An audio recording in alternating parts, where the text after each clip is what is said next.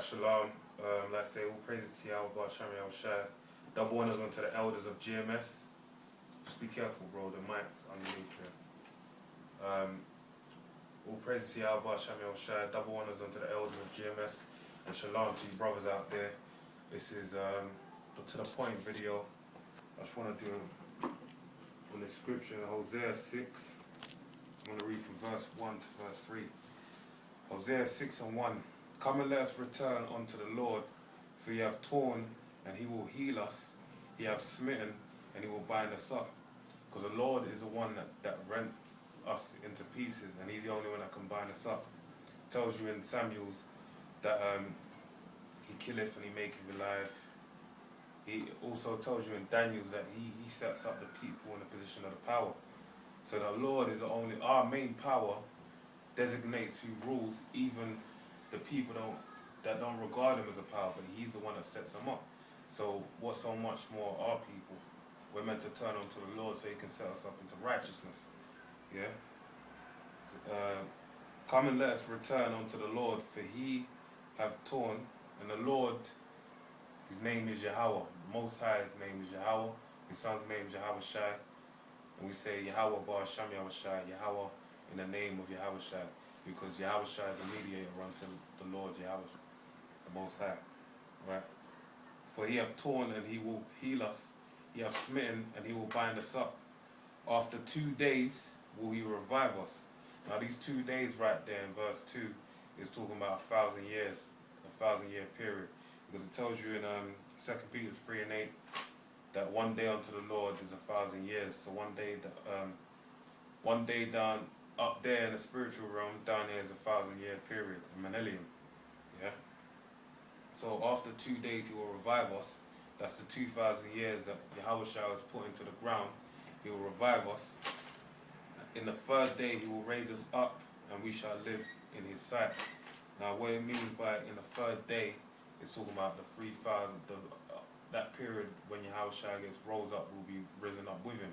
But currently we're in the third day, but we're in a night. Because when you go back to Genesis, the first chapter, it tells you a day begins with the night. Then the day is the end of that period of known as a day is known as the sunlight, when the light comes out and the sun's in the air, in the sky, sorry.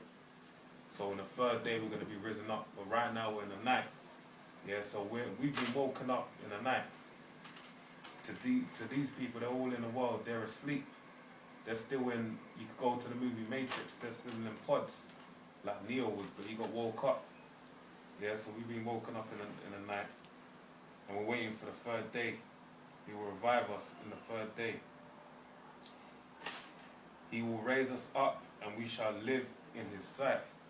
That's right, because when we get raised up, it tells you that in Revelation 11, also tells you in Ezekiel 37, that we stood as a great army. Yeah, the dry bones, they had the spirit fall upon us. That's part of the revival. Even when you look up that word revive, the word there in the Lush one Kodash is chaya, which means breath, to breathe. So he gave the breath into us, and we were made to stand up as an army.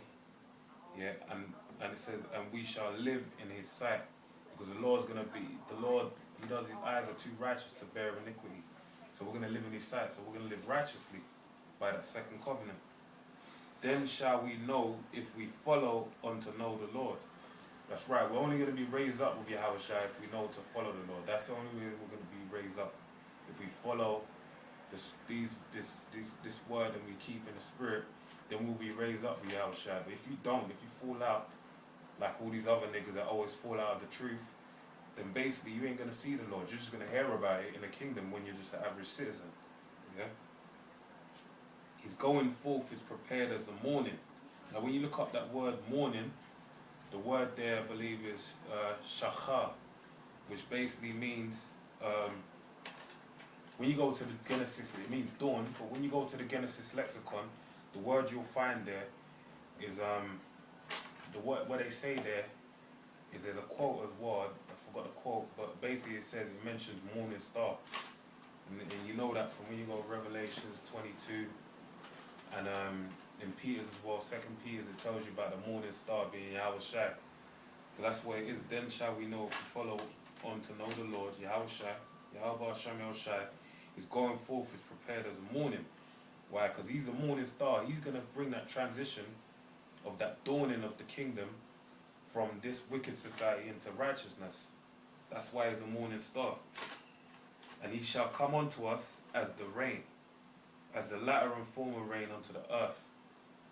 And why is he going to come unto us as a rain? Two reasons. Rain, what does rain do? Rain nourishes the earth. It gives life. It's part of the nourishment of life on the earth. We're the seed of Israel. Yeah, so even when you get on a parabolic form with that being a seed, we're getting nourished by the rain. And what's the water? The Spirit is the water. So he's the rain that's coming down. But then even when you get on another level, it tells you in Micah 5 and 7 that we shall be as the rain that tarrieth not, as the dew of heaven, and we're going to tear in pieces all these nations.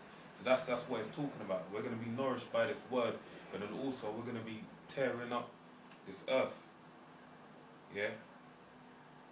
He shall come unto us as rain, and that's how Yahushua is coming as well. He's coming with that rain, that fury, that anger. So that this day burneth in his heart. I'm paraphrasing, but I recall it somewhat like that. But with that, that's to the point.